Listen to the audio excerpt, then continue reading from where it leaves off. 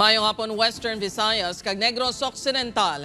Malantaw kita sa live streaming sa YouTube channel sa GMA Regional TV kag Facebook page sang One Western Visayas. Sa nagapanguna nga balita, Iloilo City Police Office hugot nga ginatutukan ng mga grupo nga nagapangsalisi kag pangsuite kadungan sang selebrasyon sa Dinagyang Festival 2026. Ini ang gintutukan ni Kim Salinas live sa Delgado Street sa Iloilo City proper. Kim?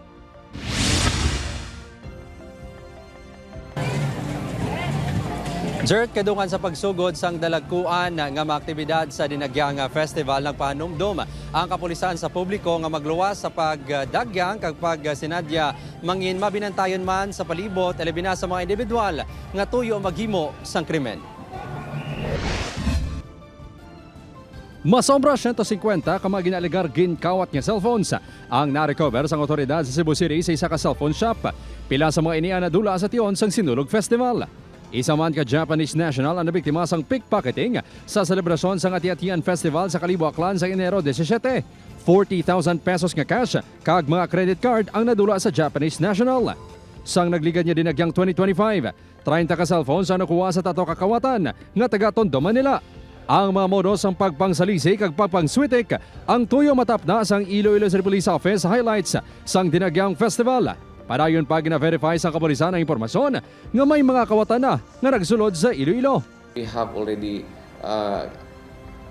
given that information to other intelligence unit for the verification and eventual arrest if ever there are really possible na nandito sila.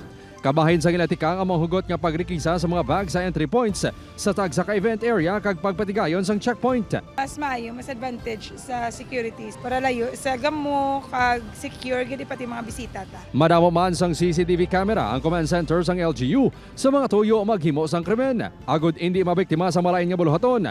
Nagapahanumdum ang kapulisan.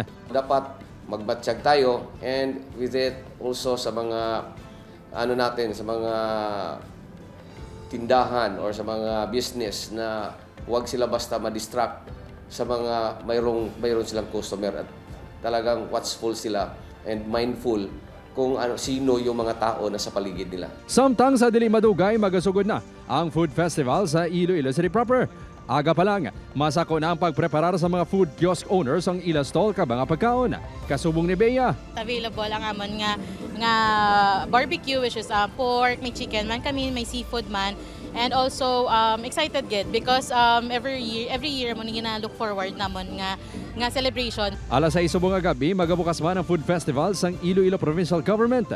Ini ang nahamtang sa Mulia Lunes Street sa likod sang Kapitolyo. 50 ka mga kiosko ang nakaplastar sa lugar. Ginapasiguro naman sang Iloilo Provincial Government nga mahimo sang mayo ang basura sa Food Fest venue. Ang aton nga mga merchants no, iputso na nila ang ilang nga mga garbage and i-collect na siya naton.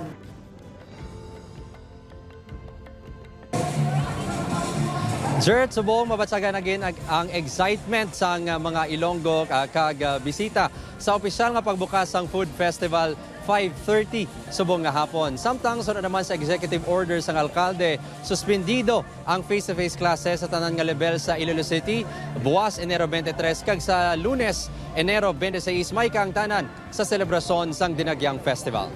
Jert, Madamo gid nga salamat sa update, Kim Salinas.